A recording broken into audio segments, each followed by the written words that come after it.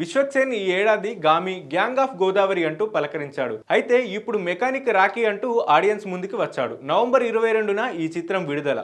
కానీ ఒక్కరోజు ముందే పెయిడ్ ప్రీమియర్లు వేశారు. కొన్ని చోట్ల వేసిన ఈ ప్రీమియర్లకు మంచి రెస్పాన్స్ వచ్చింది. గురువారం సాయంత్రం నుంచే థియేటర్ల వద్ద విశ్వక్సేనుడి రచ్చ మొదలైంది. ఇక మెకానికల్ రాకీ టాక్ చాలా ముందుగానే బయటకు వచ్చేసింది. మెకానికల్ రాకీ ప్రమోషన్స్ లో విశ్వక్సేన్ తన సినిమాకు తానే రివ్యూ ఇచ్చేసుకున్నాడు.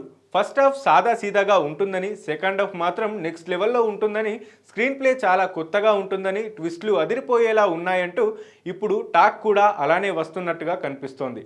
చాలామంది కూడా అదే మాట చెబుతున్నారు. సెకండ్ హాఫ్ అదిరిపోతుందన్న దుమ్ము లేపేశావంటూ పొగిడేస్తున్నారు. ఫస్ట్ హాఫ్ కాస్త కష్టంగానే అనిపిస్తుంది, ఆడియన్స్కు సహన పరీక్ష లాగే ఉంటుందని చెబుతున్నారు. సెకండ్ హాఫ్ కాస్త పర్లేదు అని, ట్విస్టులు బాగున్నాయని అంటున్నారు.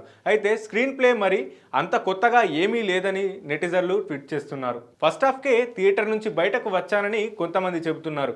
ఫస్ట్ హాఫ్ కాస్త బోరింగ్గా ఉంది, ఓపిక పట్టాలి, సెకండ్ హాఫ్ ట్విస్ట్లతో అదిరిపోతుందని అంటున్నారు. అందరూ విశ్వక్సేన్ గురించే మాట్లాడుకుంటున్నారు, కానీ హీరోయిన్ల గురించి ఎక్కడా కనిపించడం లేదు. చూస్తుంటే ఆ రెండు పాత్రలకు పెద్దగా ఇంపార్టెన్స్ లేదనిపిస్తోంది. శ్రద్ధ, శ్రీనాథ్, మీనాక్షి చౌదరిలా ఆడియన్స్ పై ఎలాంటి ప్రభావాన్ని చూపలేదేమో. ట్విట్టర్లో మాత్రం మెకానికల్ రాకీ విషయంలో ఓ క్లారిటీ వచ్చేసింది. మెకానిక్ రాకీ సినిమాకు ఫస్ట్ హాఫ్ మైనస్ అయితే సెకండ్ హాఫ్ ఫ్లాప్ అని, ఓవరాల్ గా విశ్వక్సేన్ మెప్పిస్తాడు అంటూ నెటిజర్లు అయితే తీర్పును ఇస్తున్నారు. మరి పూర్తి రివ్యూ రావాలంటే కొన్ని గంటలు ఆగాల్సిందే.